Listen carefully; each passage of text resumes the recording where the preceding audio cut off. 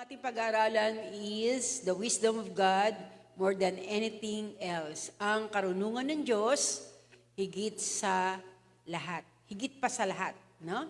Ang karunungan ng Diyos ay higit pa sa lahat. The wisdom of God is more than anything else. Higit pa sa lahat. Ito yung karunungan na hinanap ni Reyna Sheba. Kung natatandaan ninyo, noong mga nakaraang linggo ay napag-aralan natin ang kasaysayan ng Reyna ng Sheba.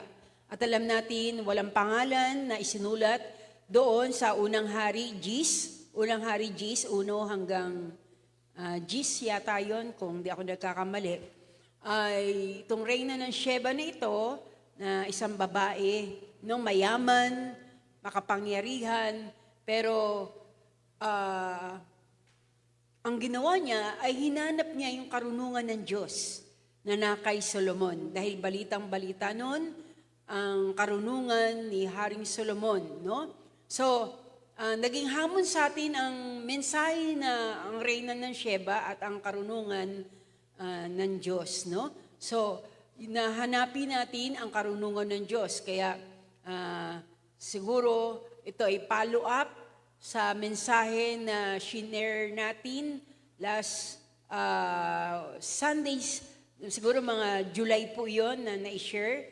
No? So, karunungan ng Diyos, higit pa sa lahat. So, kung si Reyna Sheba, galing sa malayong lugar, at hindi niya alam kung saan siya paroroon dahil napakalayo ng difference ng lugar nila sa mansion ni Haring Solomon, pero hinanap niya yon, no? Dahil gusto niyang malaman kung anong karunungan talaga meron si Haring Solomon. At ang mensahe ngayon ay karunungan ng Diyos higit pa sa lahat. Roma 11, talatang 33. So, pag-aralan natin kung ano yung karunungan ito, no? Na higit pa sa lahat. Roma 11, talatang 13. Sige, sa English muna. Pero ihanda po natin, Romans 11, verse 33. Sa English, sabi dyan, Oh, the depth of the riches and wisdom and knowledge of God. How unsearchable are His judgments and how inscrutable His ways. No? So, sa Tagalog, ito po ang sinasabi sa Tagalog, o kalaliman ng mga kayamanan at ng karunungan at ng kaalaman ng Diyos. Tunay na di malirip ang kanyang mga katotohanan at hindi masubaybayan ang kanyang mga daan. No? So sa aking Bible, sa Magandang Balita Biblia, no? Tama, Magandang Balita Biblia. No? Sabi dito sa Magandang Balita Biblia, 33, lubhang napakasagana ng kayamanan ng Diyos. Hindi matarok ang kanyang karunungan at kaalaman. Sino makapagpapaliwanag ng kanyang mga kapasyahan? Sino makakaunawa ng kanyang mga pamamaraan? Gaya ng nasusulat. Sino nakakalam sa pag-iisip ng Panginoon? Sino ang maaari maging tagapayo niya? No? So, ito po yung ating pag-aaralan, ang karunungan ng Diyos na higit pa sa lahat. Okay. So, sabi dito sa Romans 11, napakalalim ng kayamanan ng karunungan ng Diyos at ang kanyang kaalaman. So, ibig sabihin, yung karunungan at kaalaman ng Diyos talagang minsan napakalalim. No? Sabi, at doon yung karunungan at kaalaman ito ay punong-puno ng kayamanan. So may treasure, may kayamanan meron sa karunungan at kaalaman ng Diyos.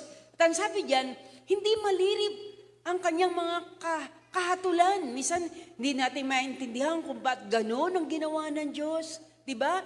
Marami tayo ngayon, tanong tayo ngayon, no, bakit nangyayari ito sa mundo ngayon? Marami tayong question mark ngayon. Ano ba yung mga nangyayari ngayon? Diba? Napakadami ng lubos na nangyayaring kalamidad sa iba't ibang lugar. Marami ng nangyaring lindo sa iba't ibang lugar. Marami ng mga kalamidad, yung tsunami, no, kung magbabasa kayo ng mga foreign news, talagang hayag na napakadaming mga kamangha-manghang mga bagay na nangyayari ngayon. Minsan nagtatanong tayo, ano ba ang dahilan? Bakit ganon? Di ba? Hindi natin alam, bakit ba ginawa ng Diyos yun? Minsan yung iba, nasasabi nila, bakit ano kaya dahilan? Bakit ginawa ng Diyos yun? Pero ang sabi, hindi natin malirip ang kanyang mga kahatulan at hindi natin maisip ang kanyang mga daan. Totoo ang sinasabi sa Biblia, our ways is not God's way. Ang daan natin o ang paraan natin ay hindi kagaya ng paraan ng Diyos. No? God's ways is greater than our ways. No? Yung pag-iisip ng Diyos ay higit kaysa sa ating mga pag-iisip. Hindi natin matarok. Hindi natin lubos na maintindihan kung ano yung kahatulan at yung kanyang mga daan. No? So, ang karunungan ng Diyos ay higit pa sa lahat. Ito po ang sagot, no? Dahil higit ang karunungan ng Diyos, hindi natin to maiisip. Hindi natin to makaya na maintindihan, maunawaan ang kalaliman ng kayamanan, ng karunungan at kaalaman ng Diyos, no? So, ano dapat natin intindihin at unawain patungkol sa mensaheng ito? Number one, ang una natin dapat maintindihan sa mensahe ito ng ating Panginoon na ang karunungan ng Diyos ay walang hanggan at hindi ito matarok. No? Pag sinabing hindi matarok, parang hindi maabot. Ganon. Ano? Tama. Hindi maabot. Hindi mo matarok. No? Hindi maabot. No? Hindi natin lubos na maunawaan. No? Kung ano yung kapasyahan at plano ng Diyos. No? Ang Diyos, ang kanyang pag-iisip ay higit sa ating pag-iisip.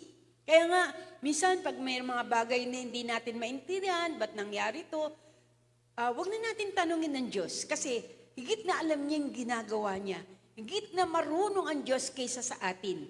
At may dahilan ang Diyos. Kung tayo anak ng Diyos, tandaan natin, tumiwala lang tayo sa karunungan ng Diyos. At dahil alam ng Diyos ang lahat ng bagay na kanyang ginagawa, at lahat ng plano niya ay perpekto para pa rin to sa ikabubuti natin. Minsan, sa ngayon, minsan hindi mo pa alam eh. Pero bandang huli, malalaman mo, kaya pala nagawa yun. Kaya pala nangyari yun. No? So, dahil ang plano ng Diyos ay perpekto. Laging tama. Wala siyang maling ginawa. Wala siyang maling plinano. No? So, ang ating kaalaman ay limitado lang. No? Pero ang kaalaman ng Diyos ay walang hanggan. So, alam ng Diyos ang lahat ng bagay. No? Kaya ipagkatiwala natin. Halimbawa, sa panahon ng pagsubok, akala natin minsan wala na tayong pag-asa. Pag may mga pagsubok na dumadating sa atin, minsan natatanong tayo, ba't kaya dumating sa akin yung pagsubok na ito? Minsan, hindi mo alam kung ano gagawin mo. Wala ka ng pag-asa, para akala mo, wala nang paraan, wala nang solusyon doon sa problemang yun. Wala nang paraan para sa katugunan sa iyong sa problemang yun, no? Pero kalaunan, makikita po natin na may layunin pala ang Diyos. Tama? At yung layunin ng Diyos na ito, sa bandang huli, makikita mo, ay napakaganda pala. Diba? Minsan, nawalan ka ng trabaho, naalis ka doon sa ganun trabaho, na minsan, nagdadamdam ka sa Diyos. Hindi mo alam yung karunungan ng Diyos. Yung pala, kaya ka inalis ng Diyos doon para ingatan ka sa hindi magandang kalagayan. Meron palang tao na nagbabanta sa iyo, na naiinggit sa iyo. Kaya ka pala inalis na doon ng Panginoon. Pero ang kinalagyan mo ngayon ay mas mabuti kaysa doon sa dati mong pinagdadaanan. No? Sabi nga sa Isaiah 55, 8-9, sapagkat ang aking pag-iisip ay hindi ninyo mga pag-iisip. No? Makapangyarihan ang Diyos, alam niya ang mga bagay-bagay na dapat niyang ganapin. Kaya ang kailangan lang sa atin ay totoong magtiwala sa Kanya. No? Tama? Magtiwala lang sa Kanya ang kailangan. No? Pangalawa, ang karunungan ng Diyos ay nakukuha ng mga taong nagtitiwala sa Kanya at humihingi sa Kanya. No? Yun ang dapat natin tandaan. Pangalawang bagay, paano daw makukuha ang karunungan ng Diyos? No? Kasi nga, hindi nga natin alam yung karunungan ng Diyos, pero pwede natin itong makuha. At sino nakakakuha nito? Yung mga taong nagtitiwala sa Kanya. At hinihingi o humihingi sa Kanya ng karunungang ito. Tama? No, so, makinig tayo. Una, hindi maramot ang Diyos. Pag tayo humingi ng kaunawaan, kaliwanagan sa mga bagay na pinagdadaanan natin. Pag meron tayong hiniling sa Kanya, yung sabi niya, kung tayo daw ay nagkukulang sa unawa at lumalapit sa Kanya na humingi, tiyak, bibigyan tayo ng pangunawa. No? Hindi maramot ang Diyos. Kaya nga kung meron tayong nagkukulang tayo ng unawa, karunungan, kaalaman, hilingin natin sa Diyos yan. Anong sabi sa Santiago 1, talatang 5? Sabi diyan sa Santiago 1:5, humingi sa Diyos. Santiago, buksan natin. Santiago 1, talatang 5, sabi sa verse 5 ng Santiago 1, ngunit kung sino man sa inyo ay kulang sa karunungan, humingi siya sa Diyos at siya'y bibigyan. Sapagkat ang Diyos ay nagbibigay ng sagana at hindi nanunumbat. Kung kulang daw tayo ng karunungan, pwede naman tayo humingi sa Diyos eh.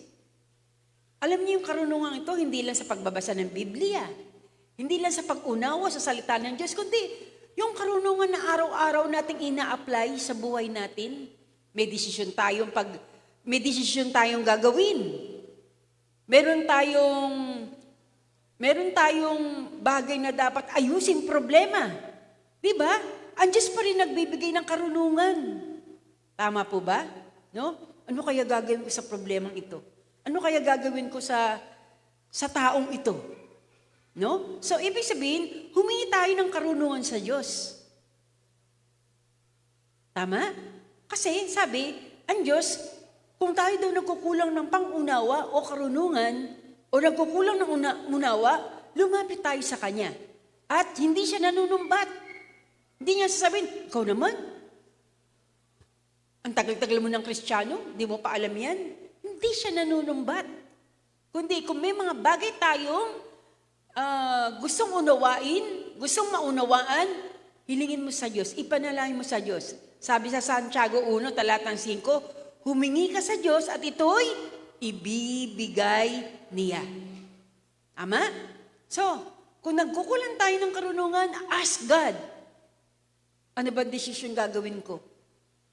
Bawa, meron kang mahirap na may kahirapan ka kung paano didisiplinahin ng iyong anak, kung paano makikisama sa ka-office mate mo na ganito, makulit, na ganito, mainggitin, no? Bibigyan tayo ng pangunawa ng Panginoon kung paano tayo makikisama sa mga taong mahirap pakisamahan.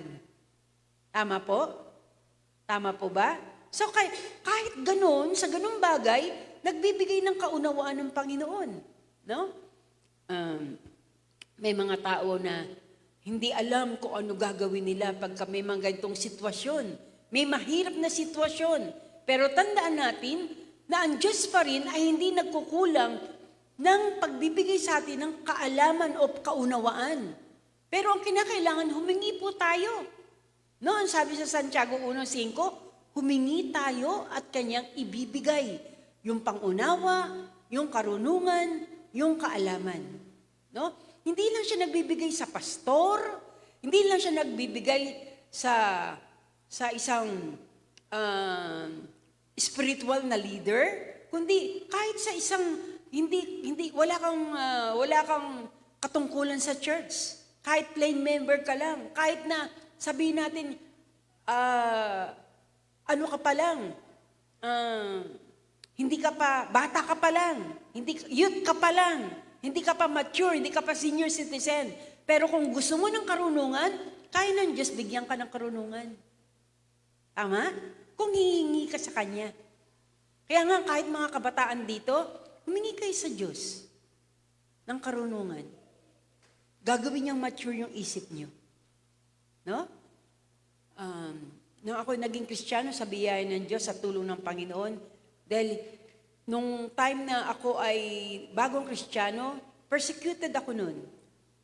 Talagang naranasan ko yung higpit ng magulang ko na hindi kami pinapayagan, dumalo sa gawain, sa ganitong samahan, no? Pero binibigyan ako ng karunungan ng Diyos kung paano magpaalam sa kanila, kung paano ako gumalaw, kumilos, no? Tinutulungan tayo ng Panginoon, no? Ngayon, kahit na bata ka pa, ako ay 18 years old noon, pero pagka humingi ka ng karunungan, kaalaman sa Panginoon, ang Diyos ang magbibigay sa iyo ng karunungan. Tama? No? Kaya nga mga kabataan, dapat hinihingi natin, hindi lang mga matatanda sa iglesia ang pwedeng maging leader. No? So, kahit mga kabataan, kung marunong tayo, mature ang isip natin, may karunungan tayo na galing sa Diyos, pwede kang magamit ng Panginoon. Amen? So, humingi tayo. At ito'y ibibigay niya. Sabi diyan, Ephesians 1:17, Efeso 1, talatang 7, sabi diyan, God is the giver of the spirit of wisdom and knowledge. He is the giver of spirit of wisdom and revelation in the knowledge of Him. Siya ang tagapagbigay ng espiritu ng kaalaman, no? At ng revelasyon. No? Sa Bible, pag nagbasa ka ng Biblia, no? Pag hinihingi mo ang karunungan ng Diyos, mas maiintindihan mo at mauunawaan kung ano ang gusto niyang ipahatid sa atin. Tama? Bakit minsan pag kayo ay nagbabasa, parang hindi niyo maintindihan? Tama? Di ba? Minsan pag nagbabasa tayo, hindi natin ganun maintindihan, pero pag may nagtuturo sa atin, parang ang liwanag-liwanag sa kanila ng Biblia. Tama?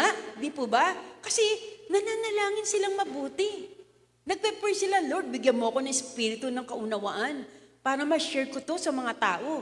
No? Pero sasabihin ko sa inyo na hindi lang dapat ang nananalangin ay yung mga pastor o yung mga Bible teachers na nag-share ng salita ng Diyos. Kahit tayo ay hindi nasa pulpito, kahit tayo hindi nag-share ng gospel o ng salita ng Diyos, pwede rin po magpahayag sa inyo ng Diyos pag hilingin niyo sa Kanya ang karunungan at kaalaman.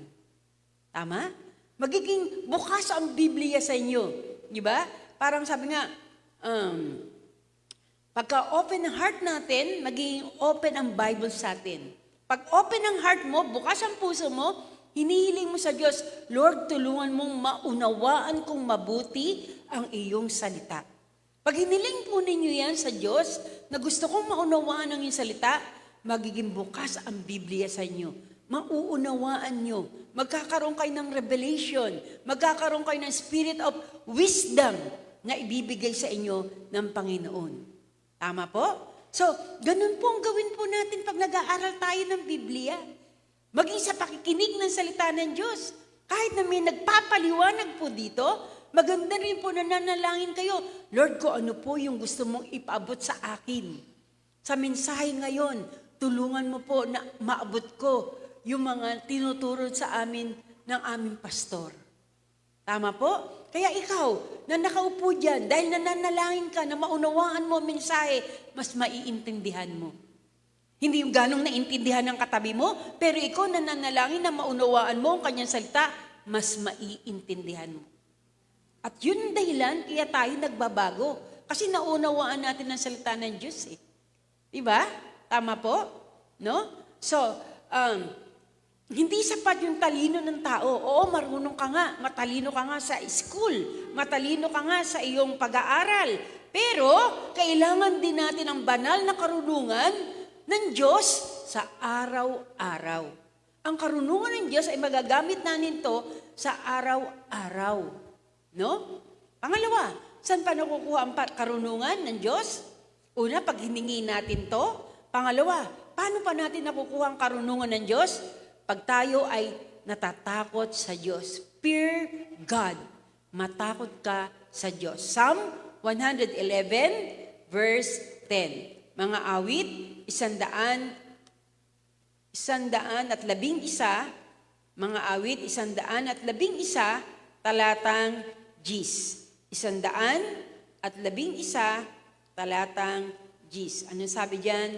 Sa Psalm 111, verse 10. Sige, basahin po natin. Psalm 111, verse 10. Okay, sige, sabi diyan, ang pagkatakot sa Panginoon ay pasimula ng karunungan, may mabuting pagkaunawa, ang lahat na nagsisisunod ng kanyang mga utos. Ang kanyang kapurihan ay nanatili magpakailanpaman. No? Sabi dito sa Magandang Balita, Biblia, ang pagsunod at paggalang kay Yahweh, simula ng karunungan. No? So, kinakailangan yung fear of the Lord. Sabi diyan, sa bandang huli, and those who practice it have a good understanding.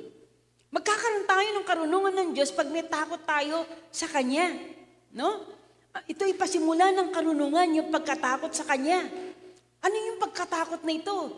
Ito yung pagkatakot na natatakot ka sa Kanyang biguin siya. Natatakot kang magkasala sa Kanya. Natatakot kang hindi siya bigyan ng kaluguran. Tama? Kung meron tayong pagkatakot sa Kanya, pagkatakot sa Diyos, natatakot ka na suwayin siya. Di ba? Ang sabi, ito yung pasimula ng karunungan eh. Ito yung pagkakataon na magkaroon ka ng karunungan galing sa Diyos. Tama? No? Sabi, so, ang taong masururin, sabi yan, ang taong masururin, sabi diyan sa bandang huli, and those who practice it have a good understanding. Sila na sumusunod, pinapractice yung fear of the Lord, yung pagkatakot sa Diyos, ginagawa niya, pinapractice niya ito araw-araw, ay magkakaroon ng mabuting pagkaunawa. Maunawaan mo yung mga bagay-bagay na patungkol sa Diyos. Maunawaan mo ang Kanyang salita. Kung pinapractice daw natin ang pagkatakot sa Diyos. Tama po ba? So, ang karunungan nito ay kailangan natin araw-araw. Sino sa inyo may sabi na pang Sunday lang yung karunungan na ito? Hindi po, araw-araw. Alam niyo po ba, bilang isang magulang, no? Bibigyan ka ng Diyos ng karunungan sa pagdedesisyon. Sa pagdedesisyon, no? Lilip, ano ba gagawin natin sa problemang ito? Bilang isang magulang, ano ba gagawin ko sa problema ko sa aking anak? Parang ganito ang aking anak, nagloloko ang aking anak. Yung anak ko ay nalululong sa ganito. No? Bibigyan ka ng karunungan ng Diyos. At kung wala kang karunungan, humingi ka sa Kanya at magbibigay ang Panginoon ng karunungan. Bilang leader ng church, bilang leader ng komunidad, bilang leader ng barangay, bilang leader ng isang komunidad, no? Bilang pastor, bilang manggagawa, humingi ka ng karunungan sa Diyos. Kaya itong karunungan ito ay ating magagamit araw-araw. Tama? Huwag namang mangyari na mas matalino pa sa atin yung mga taga-sanlibutan. Tama po? Tama po? Dapat mas marunong tayo sa kanila. Dahil tayo ay humingi ng karunungan ng Diyos. At dapat araw-araw, hiningi natin itong karunungan ito. Lord, give me wisdom. Pagkagising mo pa lang, bigyan mo ako ng karunungan. No? Yung mga problema sa church. Kung walang karunungan, ang bawat isa sa atin, kung walang karunungan, ang mga nang-lead ng iglesyang ito, hindi natin ito mapapatakbo ng tama, ng maayos, kung wala yung karunungan ng Diyos. Hindi kailangan yung karunungan natin ng sanlibutan. Hindi kailangan yung experience natin ang mangyari. Marunong ako dyan. Marunong ako dito. Marunong ako dyan. Hindi kailangan. Ang pinakakailangan, umaasa talaga tayo sa karunungan na nagmumula sa Diyos. Amen po ba? Amen. So, araw-araw hilingin natin to. Sa trabaho ninyo, Lord, paano ko pakikisamahan yung boss ko? Napakasungit.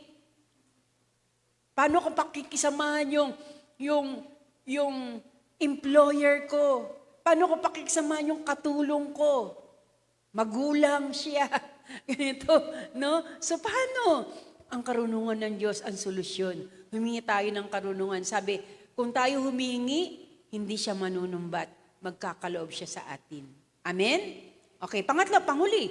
Si Kristo ang pinakakapahayagan ng karunungan ng Diyos. Sino daw po ang pinakakapahayagan ng karunungan ng Diyos? Walang iba, kundi si Kristo. Kung gusto niyong maalam, kung gusto niyong malaman kung ano yung karunungan ng Diyos, kilalanin mo si Kristo. Dahil si Jesucristo ang kapahayagan, ang pinanggagalingan ng karunungan ng Diyos. Kolosas 2, talatang 3. No? Sabi sa Kolosas 2, talatang 3, sa pamagitan niya, nahayag ang lahat ng nakatagong kayamanan ng karunungan at kaalaman ng Diyos. No? Na siyang kinatataguan ng lahat ng mga kayamanan at karunungan at ng kaalaman ng Diyos. Sino daw po? Sino yun siyang tinutukoy dito na kinatataguan ng lahat ng kayamanan ng karunungan at kaalaman ng Diyos? Walang iba, kundi si Kristo Jesus. Kaya kung gusto niyong malaman at maunawaan ang kaalaman at karunungan ng Diyos, ang hanapin po natin ay si Kristo Jesus. Ibig sabihin, na kay Kristo pala, dito nakatago ang lahat ng karunungan at kaalaman, ang kayamanan. No, hindi lang karunungan at kaalaman, kundi ano nga? Kayamanan. Kayamanan ng karunungan at kaalaman ng Diyos ay natatagpuan lang kay Kristo Jesus. Tama? Kaya dapat ang hanapan natin, si Kristo. Si Kristo Jesus ang ating hanapin. Si Jesus ang katuparan ng plano ng Diyos. No? Kung gusto mong tunay ng karunungan ng Diyos, kilalanin mo si Jesucristo. Seek Jesus. Hanapin mo si Jesus. Siya ang alam, ang kilalanin mo mabuti. No? Ang tanong, kilala na ba ninyo si Jesus?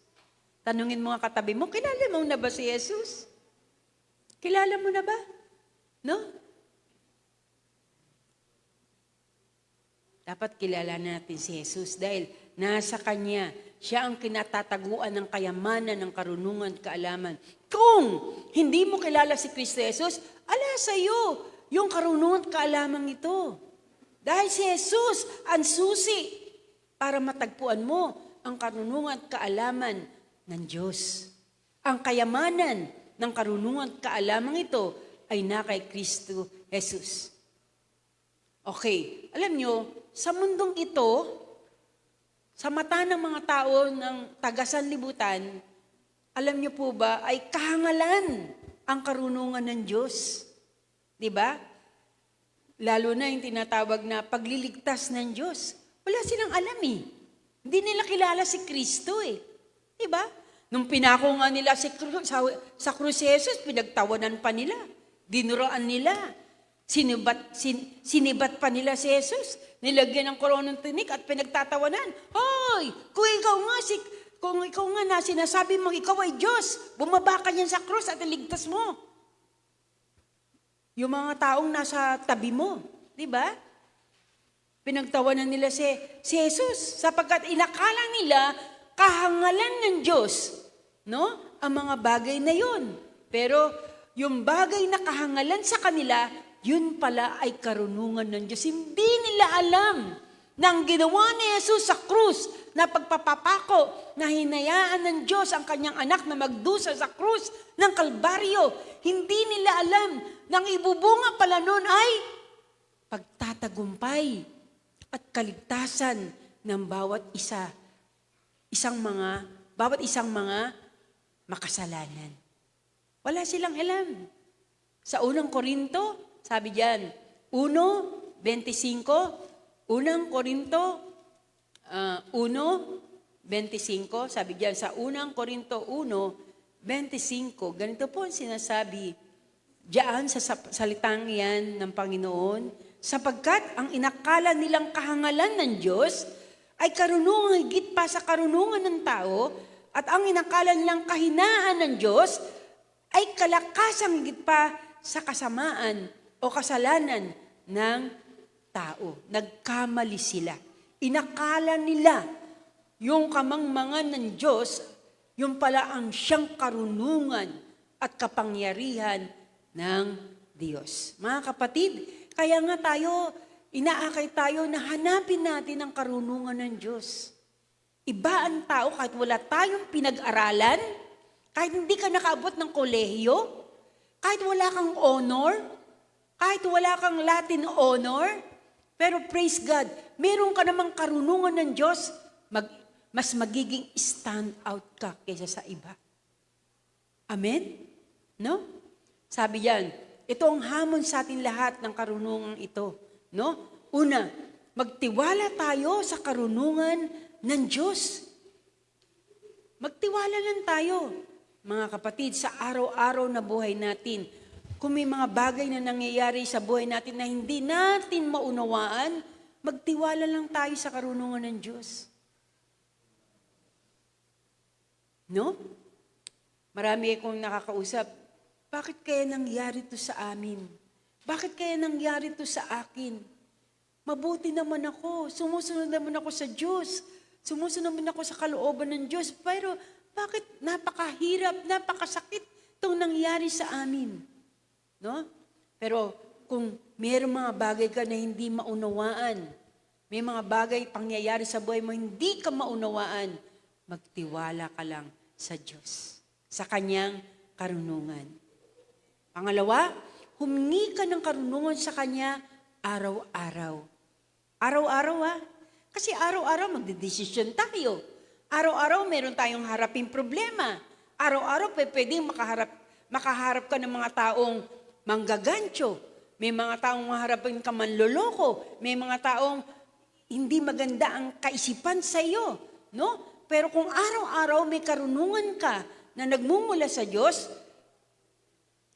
makikita mo, iba, ang taong may karunungan na nagmumula sa Diyos. No? Okay, hindi siya madaling magagalitin. Hindi siya madaling magagalit. Dahil may karunungan siyang galing sa Diyos eh. Tama? Hindi siya madaling mag-iisip ng mali.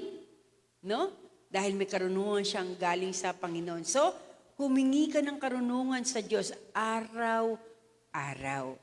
Pangatlo, kilalanin mo si Kristo bilang sentro ng lahat ng kaalaman at ng plano ng Diyos. Dahil siya ang sentro ng kaalaman at plano ng Diyos, kilalanin mo si Jesus.